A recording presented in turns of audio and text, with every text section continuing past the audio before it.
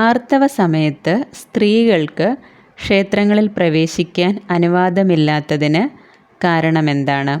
ഈ വിഷയത്തെക്കുറിച്ചാണ് ഇന്നത്തെ വീഡിയോയിൽ പറയുന്നത്. ആർത്തവ സമയത്ത് സ്ത്രീകൾക്ക് ക്ഷേത്രങ്ങളിൽ പ്രവേശിക്കാൻ അനുവാദമില്ലാത്തതിന് പിന്നിൽ വിവിധ സാംസ്കാരിക മതപരമായ വിശ്വാസങ്ങളാണുള്ളത്. അല്ലാതെ ആധുനിക വൈദ്യശാസ്ത്രപരമായ കാരണങ്ങളല്ല. ഇതിനുള്ള പ്രധാന കാരണങ്ങൾ: ഒന്നാമതായി ശുചിത്വ സങ്കല്പം. പണ്ട് കാലങ്ങളിൽ ആധുനിക സാനിറ്ററി ഉൽപ്പന്നങ്ങൾ ലഭ്യമല്ലാതിരുന്നതിനാൽ ക്ഷേത്ര പരിസരത്ത് രക്തക്കറ പറ്റുന്നത് ഒഴിവാക്കാനായാണ് ഇത്തരം വിലക്കുകൾ ഏർപ്പെടുത്തിയിരുന്നത്. ക്ഷേത്രങ്ങളുടെ പവിത്രത നിലനിർത്താനാണ് ഈ രീതി കൊണ്ടുവന്നത്. രണ്ടാമതായി വിശ്രമം നൽകുക. ആർത്തവ സമയത്ത് സ്ത്രീകൾക്ക് ശാരീരിക അസ്വസ്ഥതകളും വേദനയും ഉണ്ടാകാൻ സാധ്യതയുണ്ട്.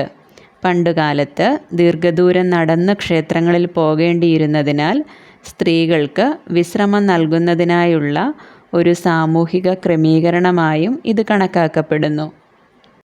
മൂന്നാമതായി ഊർജ്ജസങ്കല്പം. ക്ഷേത്രങ്ങളിലെ ഊർജ്ജപ്രവാഹം മുകളിലേക്കാണെന്നും എന്നാൽ ആർത്തവ സമയത്ത് സ്ത്രീ ശരീരത്തിലെ ഊർജം താഴേക്കാണെന്നും ഒരു ആധ്യാത്മിക സങ്കല്പമുണ്ട്. ഈ രണ്ട് തരം ഊർജങ്ങളുടെ കൂടിച്ചേരൽ ശരീരത്തിന് ദോഷകരമാകുമെന്നും ക്ഷേത്രത്തിലെ ചൈതന്യത്തെ ബാധിക്കുമെന്നും വിശ്വസിക്കപ്പെടുന്നു. നാലാമതായി പവിത്രതയും അശുദ്ധിയും. പല ഹൈന്ദവ ആചാരങ്ങളിലും ജനനം, മരണം, ആർത്തവം എന്നിവയെ താൽക്കാലികമായി അശുദ്ധി അല്ലെങ്കിൽ അശൗചം ആയി കണക്കാക്കുന്നു.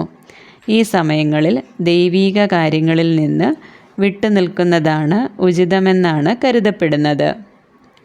ഇതിൻ്റെ ശാസ്ത്രീയപരമായിട്ടുള്ള കാരണമെന്താണ്? ആധുനിക വൈദ്യശാസ്ത്രമനുസരിച്ച് ആർത്തവം ഒരു സ്വാഭാവികമായ ജൈവിക പ്രക്രിയയാണ്. ആർത്തവ രക്തം അശുദ്ധമോ ഹാനികരമോ അല്ല.